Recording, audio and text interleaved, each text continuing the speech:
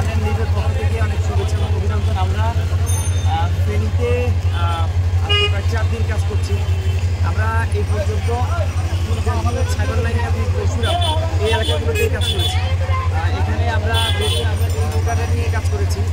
আমরা প্রধানত রেস্কিউ নিয়ে কাজ করেছি, মানুষদেরকে উদ্ধার তৎপরতা নিয়ে কাজ করেছি। প্রথমে আমরা প্রায় 1750 মানুষকে আমরা উদ্ধার করেছি ইনশাআল্লাহ। এর মধ্যে বেশিরভাগ হচ্ছে বৃদ্ধ এবং মহিলা। তারপর সাথে আমরা প্রায় 350 মতো আমরা রোগীদেরকে আমরা আশ্রয় দেওয়ার চেষ্টা করেছি। যেসব রোগীদেরকে বিভিন্ন হসপিটাল, তারপর হচ্ছে তাদের আত্মীয়ের বাসা, এই জায়গাগুলোতে আমরা পৌঁছে দেওয়ার চেষ্টা করেছি। সেই সাথে কিছু প্রতিবন্ধীও পেয়েছি। আমরা প্রায় 78 জন প্রতিবন্ধী পেয়েছি, যাদেরকে আমরা আশ্রয় কেন্দ্রে এবং তাদের আত্মীয়ের বাসায় পৌঁছে দিয়েছি, রিমোটে দিয়েছি। এর পাশাপাশি আমরা বাকি অনেকগুলো শিশু ছিল, নবজাতক ছিল, যাদের বয়স 10 দিন, 1 দিনও ছিল, যারা খাবার পাচ্ছে না, খাবারের অভাবে তাদের কষ্ট হচ্ছে। আমরা এদেরকে উদ্ধার করে প্রায় আমরা 50 শিশু ছিল যাদের 1 মাস বয়স, এরকম 1 কিলো 1 মাস তাদেরকে, এদেরকে আমরা উদ্ধার করে আমরা তাদেরকে ফেনী শহরে নিয়ে আসছি এবং শহরের আশপাশে যাদের আত্মীয় স্বজন আছে তাদের বাসায়। আজকে এই এলাকায় পানির লেভেল অনেকটা আলহামদুলিল্লাহ কমে গেছে। তো কমে গেলেও আসলে মানুষ কিন্তু আশঙ্কামুক্ত নয়, কারণ মানুষজন এখন, আগে আমরা খাবার পৌঁছাতে পেরেছি বা বিভিন্ন সংস্থা এসে খাবারগুলো নিরাপদে পৌঁছাতে পেরেছে, কিন্তু এখন খাবারগুলো কিন্তু পৌঁছানোর সুযোগ নেই, কারণ আমরা বোট নিয়ে যেতে পারছি না, আবার ট্রাকও যাওয়ার সুযোগ নেই, কারণ পানির লেভেল এমন একটা পর্যায়ে আছে যেখানে ট্রাক গেলে পানির কারণে ট্রাক থেমে যাবে, আর বোট যদি যায় বোটও কিন্তু পর্যাপ্ত পানি না থাকার কারণে চলতে পারবে না। এই 2 সমস্যার কারণে এখানকার মানুষগুলো এখন কষ্ট পাচ্ছে। তো আমি কর্তৃপক্ষে সবার কাছে অনুরোধ করবো, আপনারা ছোটো ছোটো ভ্যানে করে আপনারা ব্যক্তিগত একটু কষ্ট হলেও আপনারা মানুষদের কাছে খাবার নিয়ে যান, আর বেশিরভাগ চেষ্টা করবেন।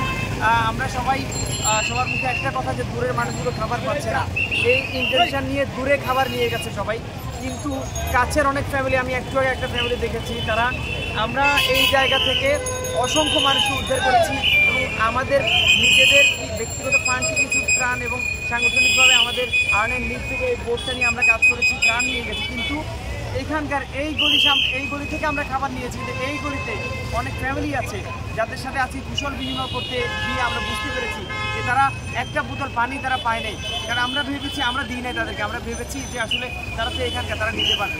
একজন ভদ্রমহিলা বলেছেন যে আমার ছেলে সেনাবাহিনী, কিন্তু আমি বৃদ্ধ, আমি যেতে পারবো না, এখান থেকে যেতে পারছি না, এখানে আমি এসে কষ্ট করে তাদেরকে ডেকেছি, কিন্তু তারা শুনে নাই, অনেক চেষ্টা করেছি। তাদের একটা নবজাতক শিশু ছিল যার বয়স 1 মাস সামথিং, এই শিশুটাকে তারা শুধু সাবুদানা খাইয়ে বাঁচিয়েছে, 1 প্যাকেট দুধ পায় নাই বা পর্যাপ্ত কিছু পায় নাই। আপনাদের প্রতি অনুরোধ, আপনারা 2টা অনুরোধ, শহরের যে মানুষগুলো আছে তাদেরকে খুঁজে কার প্রবলেম সেই অনুযায়ী একটু সাপোর্ট দেন, আর রিমোটে যারা আছে তাদেরকে ভ্যান গাড়িতে করে সাপোর্ট দেন। আমাদের গাড়িতে এখন আমরা গাগুনবি অঞ্চলে, সেখানে পানির পরিমাণ বেড়েছে, আমরা ওই দিকে নিয়ে যাচ্ছি। সবাই আমাদের জন্য দোয়া করবেন। আমাদের টিম প্রথম থেকে কাজ করে যাচ্ছে, কিন্তু আমরা আপনাদেরকে তথ্যগুলো জানাতে পারি না, কারণ আমরা তথ্য জানানোর জন্য আমাদের ইন্টারনেট নেই, বিদ্যুৎ নেই, এবং আমরা যদিও কোনোভাবে মিনিমাম যোগাযোগের জন্য ফোনে চার্জ দিয়ে থাকি, এই চার্জগুলো আমরা রিমোট অঞ্চলে যেতে আমাদের ফোনে চার্জার থাকে না, যার কারণে আপনাদেরকে আমরা আপডেটটা জানাতে পারিনি বলে আমরা আপডেটভাবে দুঃখিত, আমাদেরকে ক্ষমা করবেন। আমরা টোটাল আমাদের কাজের আপডেট আজকে আমরা সংক্ষিপ্তভাবে আপনাদেরকে বলে দিয়েছি। আমরা এখন সোনাগাজী যাচ্ছি, সেখানে যদি আমাদের বিদ্যুৎ এবং ইন্টারনেট যথেষ্ট পরিমাণ থাকে, আমরা ইনশাআল্লাহ আপনাদেরকে আপডেট দেওয়ার চেষ্টা করব। ধন্যবাদ সবাইকে, আমাদের জন্য দোয়া করবেন। আসসালামু আলাইকুম।